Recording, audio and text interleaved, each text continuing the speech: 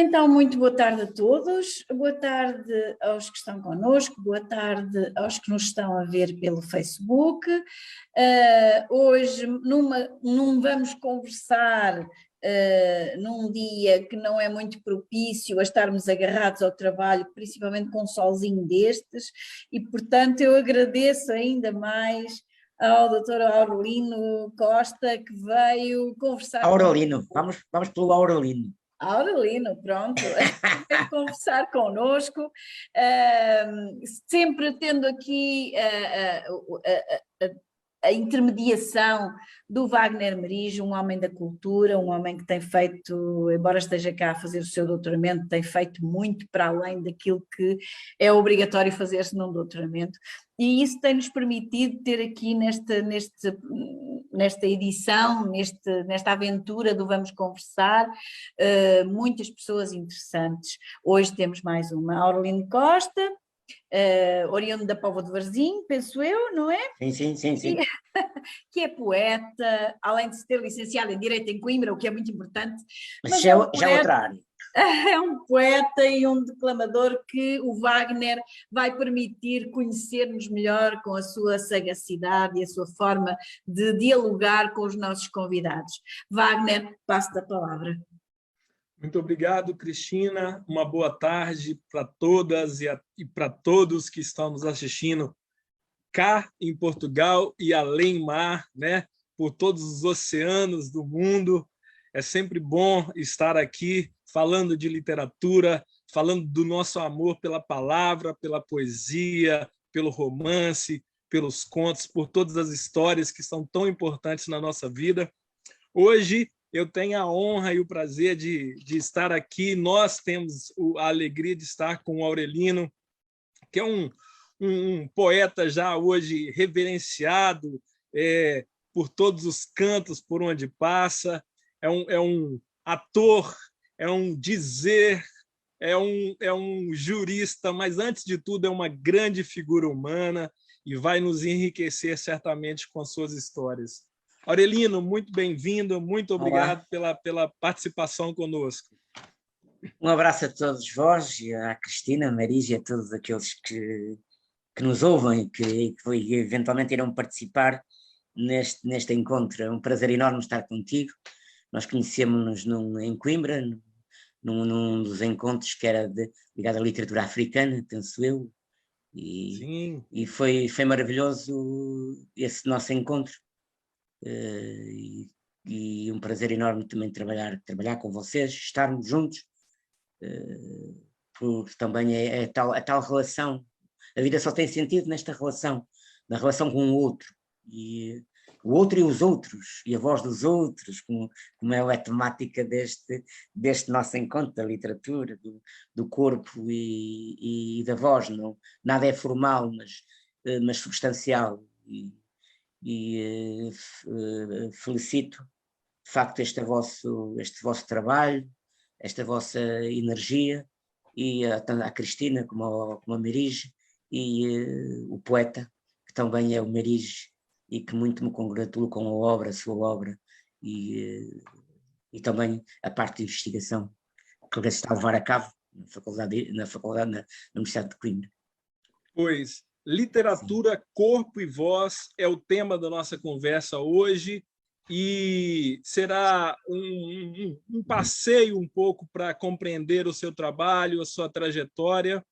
E eu quero começar dizendo que é o seguinte: todo mundo que estiver participando conosco terá a oportunidade também de endereçar algumas questões, perguntas a Aurelino. A gente vai reservar um tempo no final ou no momento certo dessa nossa conversa. E pode discordar também, se entender. Com certeza, essa é uma conversa em aberto. Isso é importante, muito importante.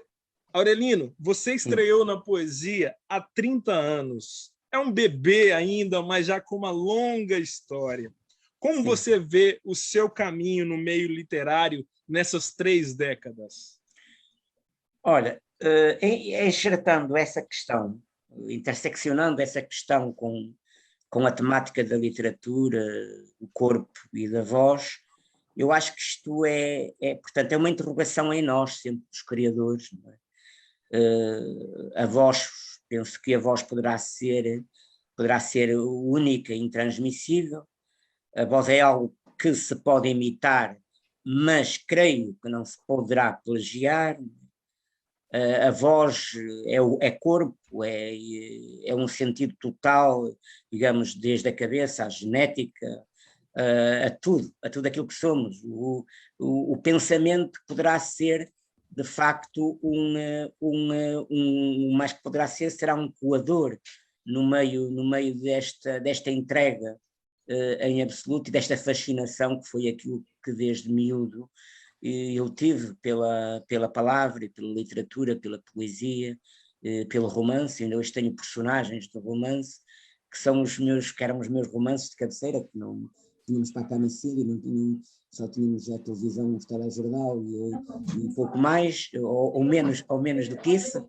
E essas eram as personagens que bailavam dentro de mim, ainda hoje persistem e resistem, não é?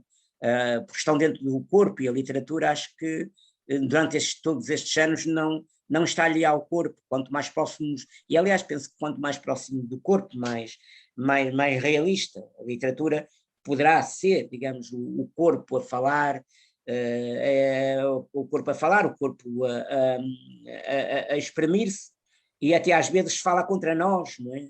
E sobretudo também penso eu contra aquela questão do ego em absoluto. O ego vem da mente, o cérebro penso que vem do corpo, que são coisas diferentes, e eu recordo-me que a primeira voz, claro, da minha vida que me fascina é a voz da minha mãe, e também o canto da minha mãe, quando ela lavava a roupa no tanque, e eu ouvia a cantar, e aquele canto tinha para mim algo do cocktail, a tal alquimia, não é? que me mexia, que me espantava, que me provocava a voz, o ouvir, não é? E o primeiro livro, recordo-me que foi um almanaque, em que ela tinha aquele almanaque em que aparecia os provérbios e aparecia sobre as estações do ano, sobre as questões agrícolas e das plantações, e eu pedi-lhe para que ela me lesse os provérbios, e achava que tudo aquilo um encanto, não é? Até que nós chamávamos no ensino básico, era a antiga escola primária, né? Eu dou por mim assustado quando a professora me manda-me eu ler a lição, então eu próprio ouvir a minha voz fiquei assustado, mas rapidamente eu ia pelo texto, eu navegava nele, eu vivia nele, já não é, eu já seria o texto, não é? Já seria toda aquela, não é? Toda aquela questão, não é? Não é?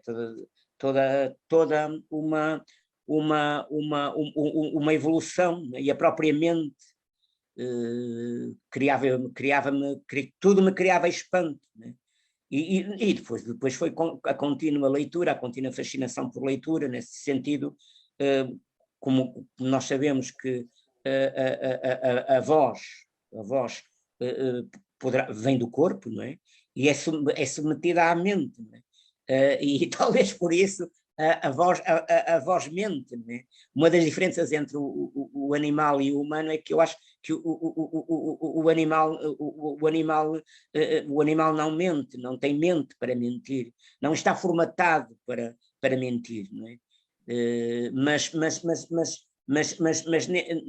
E neste sentido é que o próprio texto, não é? Que é de ficção ou de poesia, pode-se colocar a questão de que poderá eventualmente ser é uma mentira, mas mentira sem dolo, sem intenção, a não ser a intenção do fantástico e do proporcionar ao leitor determinado encantamento ou determinadas surpresas, não é? Ou mexer com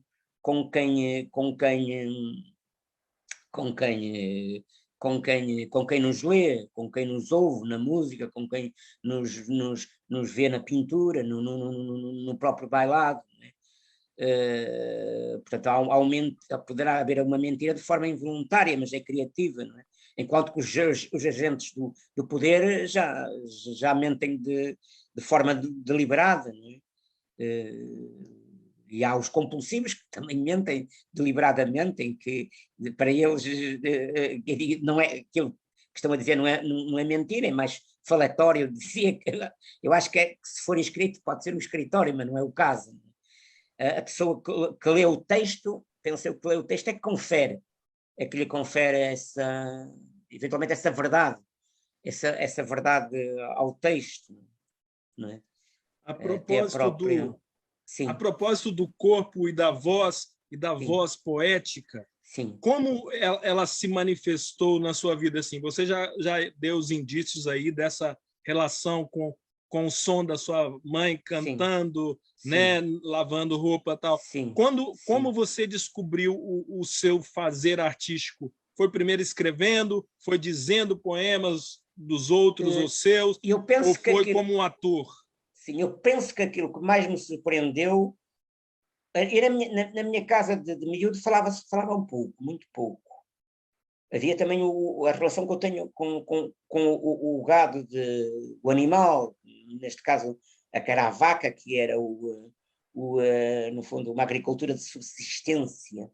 E então as vozes para mim eram umas vozes que se cruzavam desde menino, desde a voz da mãe, a voz do pai, a voz dos irmãos que eram mais velhos, as galinhas, ou o galinhaço, como a gente costumava dizer, o peru, não é? o próprio porco, não é? Havia o animal, tudo isso, havia o quê? Tudo isso fazia-nos parte de um determinado ninho. E esse ninho, a mim, criava-me o fantástico, o suspenso, como também recordo-me de também em miúdo a minha relação com o sol e com as pedras e com o espaço verde, não é? Em que era capaz de dar por mim como se estivesse assim, eu na minha solidão, que no fundo era uma solidão de encontro do homem ou da criança consigo própria, eu dava conta que no meu cérebro havia criações, haveria histórias, havia algo. Não é? Depois, claro, com a ligação à escrita e à leitura, dei por mim talvez ali, aos 12 anos, aos 13, sim, já a escrever e a ser muito convidado nas aulas, particularmente de português. Recordo uma outra voz, que é uma voz de um querido professor, que era o professor Albino Pedrosa Campos, foi o professor hoje corresponde ao 7º ano, que era o antigo 3º ano do liceu, em que ele, quando eu li também a lição, ficou assim a olhar para mim e ficou muito contente, sorriu, e na leitura, e depois falou comigo no fim. Depois também havia aquela coisa que eram as composições, de início a gente dizia que era portanto, a redação sobre matemática, e isso para mim, eu começava a escrever e então como que, digamos, todo eu me tornava escrita. Era o meu corpo, era essa voz, não é? Essa voz que pronto, que a partir da altura penso que, que terá, e de acordo com esse corpo, de acordo com a nossa própria idiosincrasia, de acordo com a biblioteca que temos no corpo, não é? Criou, digamos, um timbre determinado, não é? O timbre é, a Cristina, penso concordar comigo, o timbre a classificação sonora da voz, quando se diz, sei lá, este pianista tem um timbre particular, sabemos que é um timbre diferente dos outros, desde, né, há obras clássicas que foram interpretadas por obras clássicas, interpretadas por diversos milhares de músicos ao longo, que continuam, desde as obras dos grandes monumentos, não é? Clássicos de Beethoven, a Mozart e os novos monumentos, não é? Tudo isso, ainda hoje temos intérpretes que têm precisamente, que trazem aquilo que eu acho que é necessário também na arte, que é em poesia, largadamente penso que em arte, digamos que o mínimo exigível, mesmo quando se trata da exaltação do mínimo de que fala a Luísa Neto Jorge no poema Magnólia, não é? Esse mínimo digamos, é um processo alquímico, ainda que se dê pelo nome digamos, do possível, do acrescento, não é? O António Gamoneda, que é um escritor asturiano e também ensaísta, dizia mesmo que era esse tal mínimo, esse tal acrescento, como a componente máxima para a existência do poema no contemporâneo. Eu ainda dizia mais, onde haja os resíduos da não repetição. O resíduo. Ou seja, é de gente que se vê naquele monte de areia, um grãozinho que identifique o homem, que poderá eventualmente poderá aí estar a ter nascido o autor, outro autor, porque nós temos toda esta carga, temos toda uma carga, temos uma carga, digamos, de leitura, de devoção, de biblioteca no corpo, não é? E depois a interligação também com as outras artes, não é? Nas outras artes, não é? Nós sabemos, por exemplo, há um conto que é o conto de Hoffmann, que é um escritor fantástico, foi musicado por Offenbach, não é? Numa ópera. Ele utilizou o texto para passar do texto para, digamos, para essa voz macro, podemos dizer que é ópera. Ou seja, há todo o espanto, no fundo, o criador é aquele que mantém dentro de si ainda o menino, que é o adulto, hoje pode ser o adulto, que não se adulterou, não é? E que mantenha sempre esse toque de espanto. Olha, parece um menino, pois é, talvez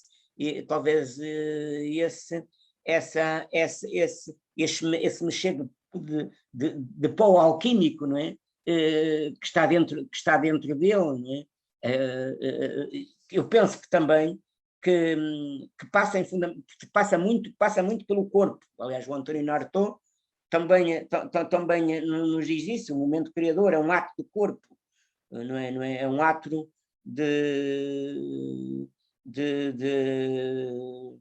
portanto, de toda uma movimentação interna e alquímica que dispara, e que depois pode ser o texto trabalhado, como é óbvio, que é normal que seja trabalhado. Não sei se já estou a fugir e já estou a navegar por outras ondas. Bem, nós estamos aqui justamente para experimentar um pouco das epifanias que te formaram enquanto escritor, sim, enquanto autor, criador. Vamos aproveitar esse momento, sim, então, pedir já para você ler um poema, pode ser? Sim, eu vou ler aqui neste sentido das tais vozes, não é?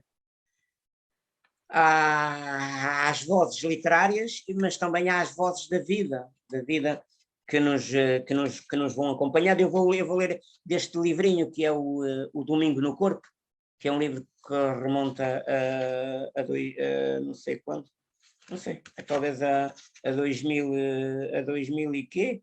2013, exatamente. Eu vou ler aqui um poema que tem por título Pedras com Mãos de Homens que Morreram. Já agora também posso anteceder que isto foi... Eu tive o contacto... Os pedreiros, para mim, sempre me fascinaram. Os fascineiros... Porque eu sou de um tempo em que a gente dizia na aldeia, chegaram os artistas. E quem eram os artistas? Era o pintor da construção civil, era o carpinteiro, era o trolha, era o pedreiro, era o jornaleiro para a agricultura. E esse aí nem se chamava bem artista, era mais nos anteriores. E então eu tenho em mim eu acho que a pedra tem cheiro, a pedra tem uma luz fulminante. Eu recordo quando miúdo, também uma das coisas que eu gostava de olhar era para a pedra e para a incidência do raio do sol na pedra. E depois aquilo que a sensação que me dava ao longo do tempo, da hora, não é?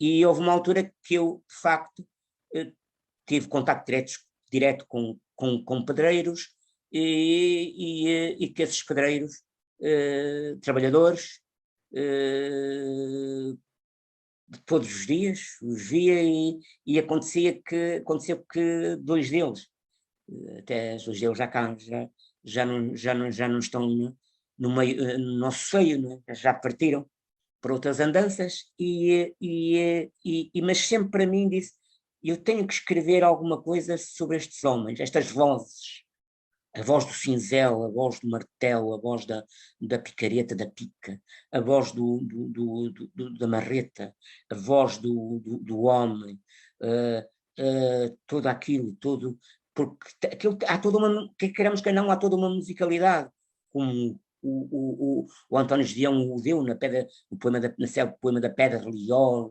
no céu do Truca-Truca, não é? O poema da Pedra de Liós de Gedeão. Eu vou ler então esse poema que é Pedras com mãos de homens que morreram. Estas pedras têm mãos de homens que morreram. Mãos de homens que conheci. Mãos de homens que cumprimentei todas as manhãs, pelas 8 horas, quando iniciavam os seus trabalhos. Estas pedras falam de homens que não morrem. Homens que me acompanham. Estas pedras têm a luz das estrelas quando noite e a luz do dia quando as olho. E eu olho-os muitas vezes e vejo esses homens, pedreiros que me cumprimentaram. Estas pedras têm o coração de cada homem que nelas trabalhou. E as vozes de cada homem soam dentro desta casa todas as manhãs quando entram ao trabalho. E eu não resisto a abraçá-los dentro de mim e a chorá-los na ausência dos dias que estas pedras soletram palavras e lágrimas de tanta saudade das manhãs em que eu cumprimentava estes homens. Estas pedras são ausências e sinos que tocam dentro de mim e me deixam desassossegado, porque eu amei estes homens. E agora as pedras refletem os braços e as caras das ausências destes homens, que me fizeram ser homem e ter teto para amá-los. Eu desejo-os vivos, nus, aqui sentados, olhando as pedras a meu lado. Fantástico. Você é um poeta de muitas sensibilidades, né? E de percepção do entorno, do que tem, que está aqui, que está ao nosso lado e que às vezes a gente não dá atenção, né? Você reelabora muito os seus textos ou também, como os beatniks, vai no primeiro fluxo, valoriza o primeiro fluxo? Nós valorizamos sempre aquela primeira luz, não é? Aquela primeira luz que nos surge, aquela aparição por determinado motivo, determinada mudança em nós. Com uma determinada idade a gente consegue ser esse botão que está ligado, não é? Porque no fundo o poeta é o stand, nem sempre se é. Desculpa lá, a pergunta era? Que se você valoriza o primeiro fluxo ou se você retrabalha os poemas. Valorizo muito. E há alguns que ficam quase intactos. Mas depois eu vou-os armazenando. Vou-os pondo como se fossem numa gaveta. Eles ficam lá, estão lá. E deixo-os amadurecer. Depois, passado um tempo, vou estar com eles. Vou conversar com esse escrito, com esse texto. E obviamente muitos deles são reduzidos vão-se reduzindo, não é? Ou seja, há um trabalho depois, um trabalho que a gente pode dizer, um trabalho de mente, não é? E também tem que ser um dia em que sinta que também tem um botão ligado, não é? para essa procura de como a gente procura as pérolas, não é? Não será o caso, mas pronto, tem que procurar esse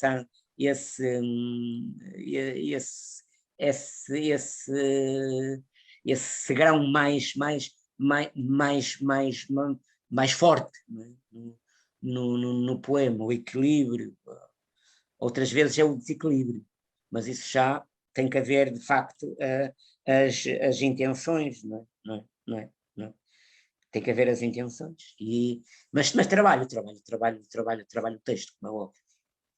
E os livros, você arquiteta os livros, pensa eles antecipadamente, ou eles vão acontecendo durante a escritura dos poemas, eles vão tomando forma a partir da composição? Eu, enquanto escrevo, não me preocupo com a... Eu preocupo-me com o texto. Não me preocupo com a publicação, com a edição. Depois, a partir da altura, quando eu vejo que já terei textos, poema, para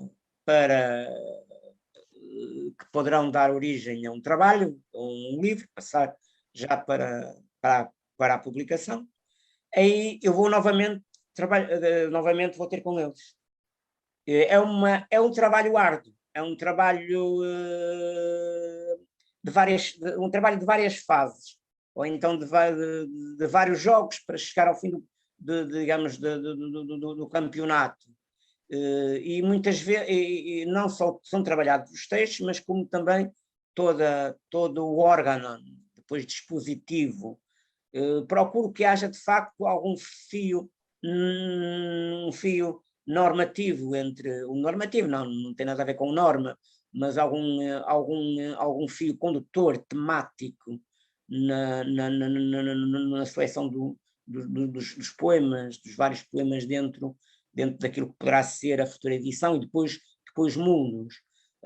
Depois leva uma mudança, passado uns tempos já a coisa se consegue, porque não é fácil, digamos, entrar nesse estando do ato poético e voltar a entrar nele, nesse trabalho, mas também gera uma atitude também do corpo, uma atitude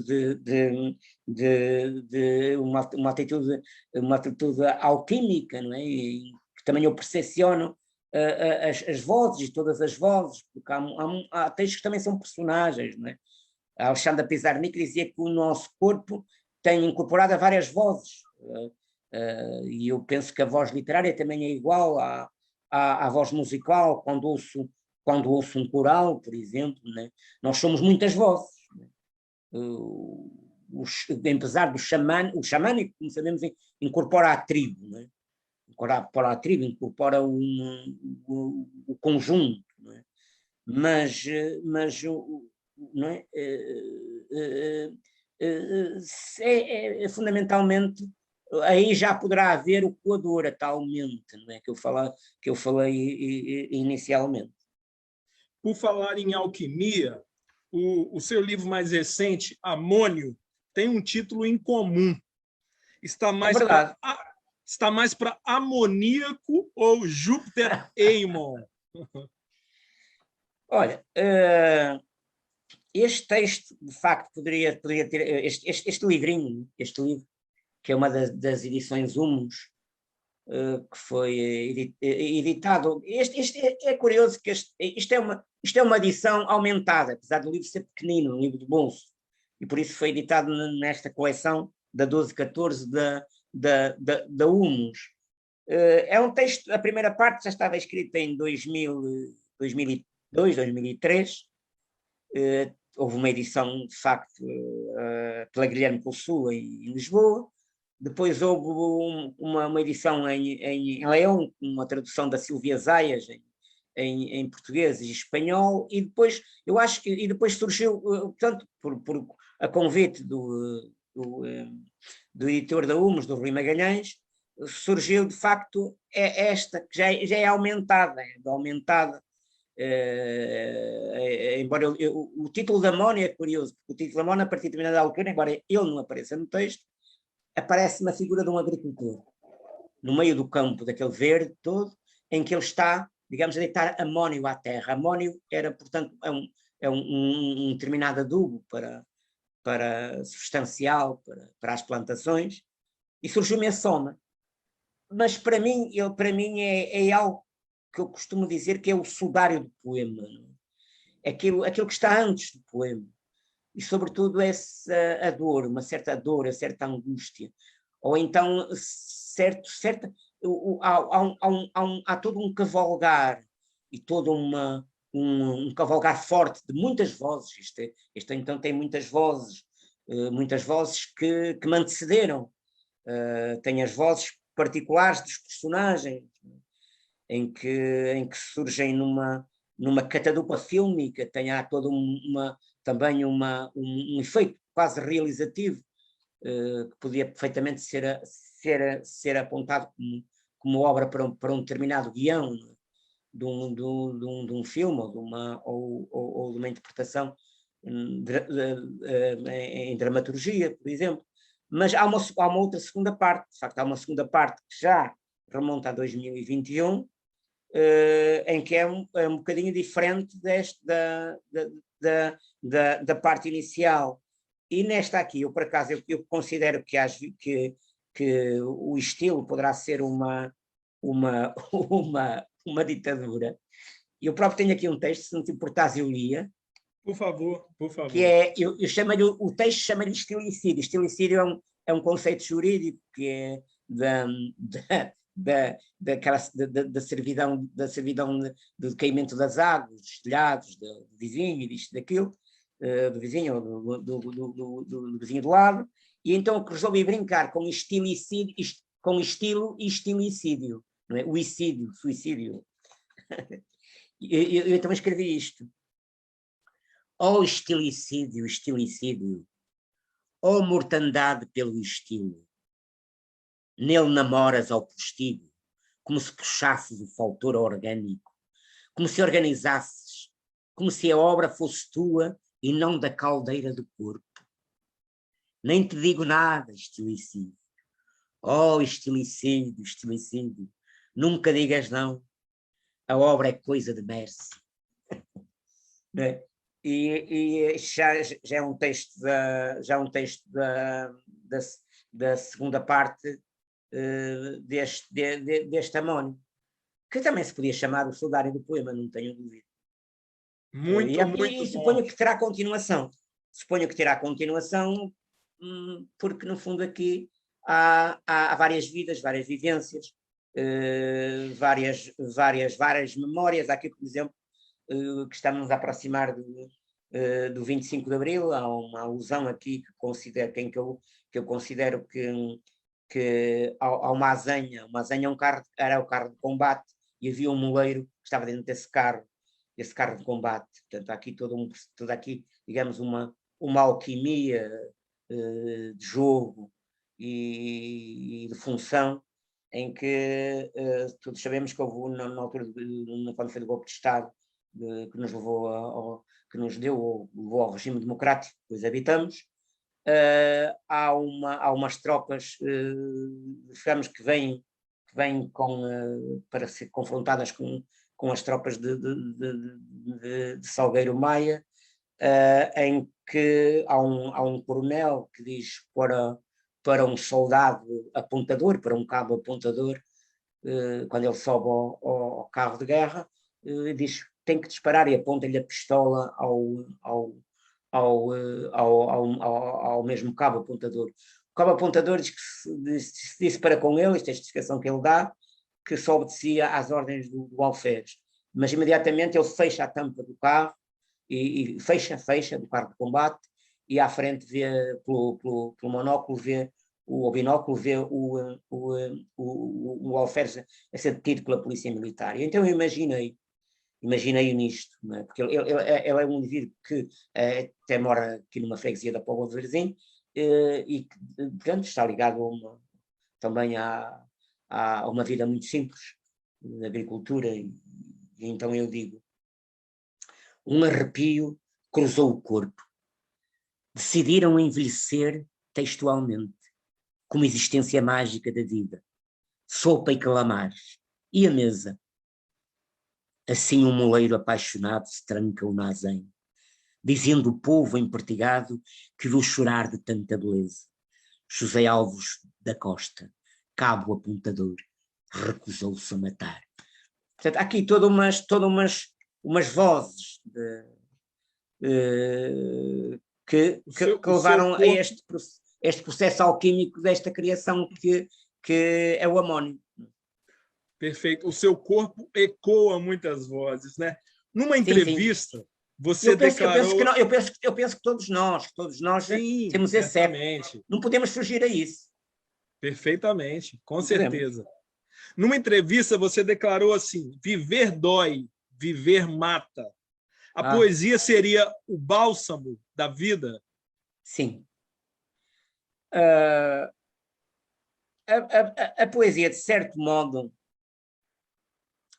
Bem, eu não gosto de ser um encantador de serpentes na questão poética. A questão poética pode nos levar a termos uma têmpera, um temperamento existencial mais doce, mas aquilo que mais a mim mais me provoca esse baralhar da procura da ostra e da procura da pérola que eventualmente depois poderá surgir ou não surgir, às vezes é mais a angústia. O poeta de nós temos, o nosso famoso Fernando Pessoa, não é? Com toda a sua heteronomia, finge tão completamente, que chega a fingir que é dor, adolescente, que nos expõe em questão se é verdadeiramente o fingimento, não é? Mas eu prefiro a dor, a angústia, aquilo que esteve, prefiro não é aquilo que me tem de certo modo acompanhado, que é que também está em Mário de Sá Carneiro. Agora, o escritor, o poeta, procura entregar, digamos, a entregar à mesa a quem o lê, não é? Como são vozes de várias árvores que tenta, no fundo, a procura da sua voz, mas essa só se poderá eventualmente ser encontrada quando exista esse tal grãozinho onde haja o resíduo da não repetição, e aí pode surgir o leitor, não é? O contrário, por exemplo, também a voz, por exemplo, a voz num CD. Há a voz num CD, mas claro que será que o CD registra a energia da voz, a gravação? A gravação é que pode ser o resultado dessa energia. O que deu origem à voz é difícil estar registado em estúdio, né? Em CDs temos o resultado dessa energia, mas não a energia, ao resultado. Em palcos é diferente, já estamos perante a energia ou falta dela. É uma energia, como eu disse, diferente para ser autor ou músico, preciso de ser eu, ou então mesmo, eu acho que de não ser eu, tenho de esquecer-me de mim e de que os outros me invadem. Digamos, é uma multiplicidade. Um ator, um poeta, um músico, é uma multiplicidade. E também como uma multiplicidade de trabalho, de leitura, de estudo, não é? Que nós sabemos que o trabalho de um artista é um trabalho, é uma devoção, mas é um trabalho árduo. É um trabalho árduo. É um trabalho árduo. E sobretudo para quem vive de quem tem que viver, digamos, para sobreviver, que não é viver, não é sobreviver, não é? Da própria arte. Vejamos o Camões no Nadou digamos, no mundo das finanças, que agora, não é? Como muitos outros também acabam por lidar, acabam por também, há alguns até por se eliminar, por via desse mundo, não é? Começam a ser produto de mercado, produto um pouco mercantilista, e que eu costumo dizer que nestas coisas às vezes o silêncio e o tempo são os mais sensatos, e geracionalmente a gente sabe que é o autor que fica aquele de 50 e 50 anos, não é? O autor nas diversas artes, quer seja da literatura, da poesia, quer seja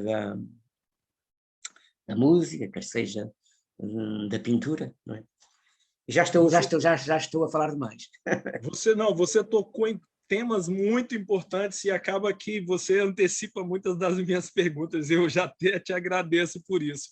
Mas voltando um pouco à dor de viver, você tocou num ponto muito importante do quão árduo é o trabalho do artista, e isso também gera dor. Mas você encontra na arte o seu bálsamo, o seu conforto para a dor de viver? Sim, sim. Não, eu mentiria mentiria se dissesse que não. É verdade, isso é uma verdade, porque nós necessitamos de expulsar. O nosso corpo quer falar, quer textualizar, e depois disso sentimos de facto há um determinado alívio. Mas depois, para conduzir isso, para que esse texto seja arte, já exige um outro trabalho. Já é o indivíduo no seu, digamos, na sua oficina, no seu laboratório, mas sempre com uma atenção e não com uma tensão, não é? Quando é fabricado é capaz de haver alguma certa tensão, mas depois é sem tensão, mas com intenção. Certo. No decorrer da sua obra, a gente percebe aí uma atenção a vários temas, mas com uma afinidade muito grande com a natureza. Como você gostaria de ser lembrado como o poeta que construiu uma obra que diz o que para o mundo? Sim. Todos nós somos natureza. E todos nós temos uma ligação a um espaço vivo. Há espaços vivos que eu sei que estão dentro do meu corpo, como o cheiro a leite, o cheiro a feno, o cheiro portanto, ao animal. Tudo isso digamos que é uma força interna de vida e de criação, não é? E também o meu pasmo. Eu também tenho alguma coisa, há o pasmo, há um texto até meu que eu refiro que fala dizer que há uma coisa qualquer só o erro de Coimbra, aqui neste livro da Gadanha, não sei se consigo lá ir, mas é o pasmo bucólico, não é?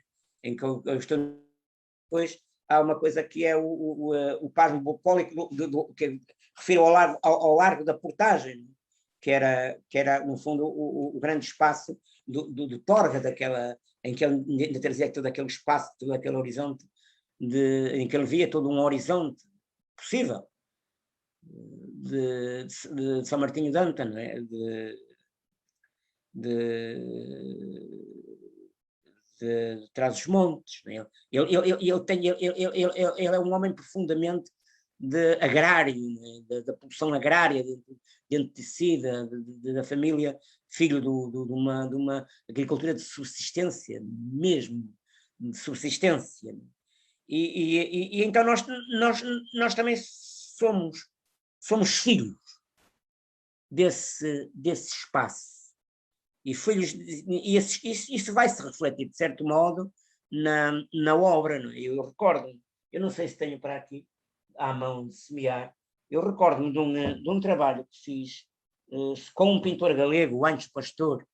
O Anjos Pastor, que é um pintor galego de Vila Garcia de Arousa, que tinha precisamente a galeria em Vila Garcia de Arousa, mas que aparecia muito por uma aldeia comunitária, na altura, no princípio dos anos 90, do Jerez, que é Pitões da Júnior. E então eu, quando cheguei lá, e que ter era, portanto, tudo viviam da agricultura, da criação de gado ovino e caprino, e toda a aldeia tinha um cheiro determinado. Tinha um cheiro em que eu rapidamente, o meu corpo pulsou,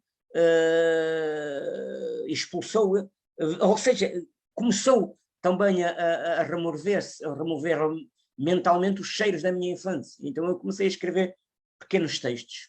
E uma vez mostrei a esse pintor. E ele mandava-me, para o Verzinho, mandava-me uns desenhos. Eu digo, tinha altura em que eu digo, temos aqui talvez para uma obra. Não é? É um livro muito bonito, que saiu a segunda edição também no ano de 2019, salvo eu, que foi. Ou seja, nós não podemos fugir digamos, do nosso espaço de natureza e humano em que vivemos. Não é? E às vezes o espaço em mim questiona-me e pode levar à criação poética. Não é? Eu tenho, por exemplo, aqui um espaço, não sei se posso ler aqui um texto. Espera aí, deixa eu te fazer uma proposta. Deixa eu te fazer uma proposta. Sim, olha, nós já estamos chegando no final dessa nossa conversa do tempo previsto. Então, eu quero te trazer uma pergunta que me chegou aqui do Paulo, de Moçambique, e aí depois você encerra com um poema. E aí a Cristina também vai dar a mensagem dela. Vou te fazer a pergunta do Paulo, então. O Paulo pergunta, uma vez você disse que o ego é o grande opressor do corpo. Como tratar disso? Olha, pois, ou seja, quando eu refiro ao ego, também é aquela a vaidade deliberada, não é? Do mais e mais, do publicar, do editar, de conhecer este, aquilo e aquele outro. E nesse sentido, porque o ego tenta fugir do coletivo, das vozes que em nós cantam, não é? Dos livros que em nós cantam. Não é? Não é? Ou seja, se tentar, quando eu me refiro a sair desse ego, é precisamente nessa busca que procuramos, do resíduo da não repetição. Porque nós todos trabalhamos sobre a palavra, e a palavra, a escrita que autor somos? Já veio do outro, daquele outro. Quem é o autor desta palavra? Não é? Ou seja, nós temos que sempre deixar todo um espaço, uma mente aberta, em que temos a todas essas personagens, tudo aquilo que no nosso corpo foi crescendo em biblioteca e em pessoa e em natureza, e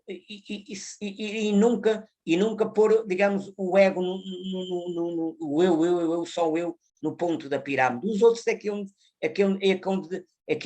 depois debruçar-se sobre nós. E então, como eu refiro, o silêncio e o tempo são os mais sensatos. E muitas vezes ficam aqueles que ficam de 50 em 50 anos. Não é?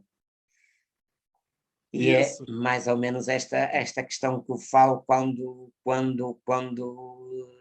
referi essa relação do inicial, quando falei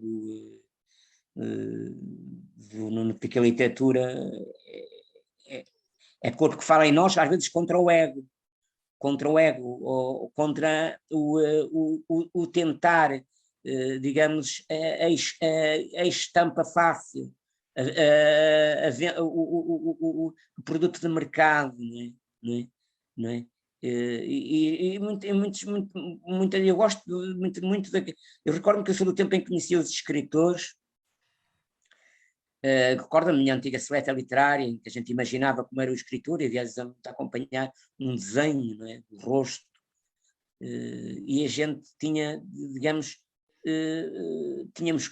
faríamos um pendor fílmico e alquímico sobre essa mesma personagem, mas também com base no texto. O texto é que perdura propriamente, não é o eu. Não é? É nesse sentido, não sei se consegui explicar a questão. Sim, senhor poeta. Eu então aproveito para agradecê-lo e para dizer que eu espero que você continue a nos encantar com todo o seu ser, com o corpo, com a voz, com a sua poesia, com as suas reflexões tão ótimas, tão sensíveis. Muitíssimo obrigado, que você tenha uma longa vida E eu deixo agora, então, as palavras de encerramento com a Cristina, antes de você falar mais um poema para nós. Maris. Um abraço grande para todos vós. Muito obrigado. Prazer Obrigada, enorme. obrigada também. Olá, Queria, Cristina. em nome do Centro Cultural Penedo da Saudade, queria agradecer a sua vinda aqui, a partilha que fez connosco, que foi uma belíssima partilha, agradecer os poemas que nos deu hipótese de conhecer e que nos faz querer conhecer outros. E como é costume já nestas séries do Vamos Conversar, nós deixamos sempre a última palavra para o autor. Agradeço a todos os que estiveram connosco, agradeço ao Wagner esta mediação e deixo agora, Aurelino, deixo a sua voz com mais um poema seu também, portanto mais uma das suas vozes para nos encantar aqui deste lado. Obrigado à Associação Ópera da Saudade, obrigado a vocês, a todos que nos ouviram. Então eu vou dizer, finalizar com um texto do livro da Gadanha. O derradeiro sítio. É um derradeiro sítio.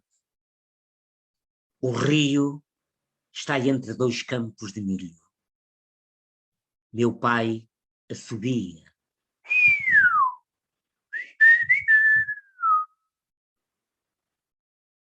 Ele sabe que eu não o vejo, mas se me visse, ficaria parado a ver o rio. Lembrei-me, ele nunca me leu.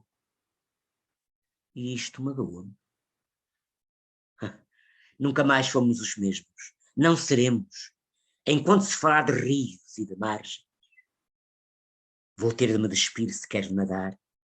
Nu nas águas é a minha infância, coada pelo sol pendular dos ramos dos salgueiros.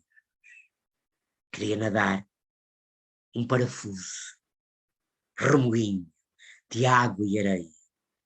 Um guarda-rios salvou-me de morrer afogado. Passei a olhar a água com o respeito nobre dos assustados. Desenhei para mim um fósforo de cera que ainda arde. Como eu queria ser homem. Nessa altura, fugia dos que chutavam bolas de farrapos no chão. Escrevi na lousa a palavra veleidade. Até hoje, até queimar a vela.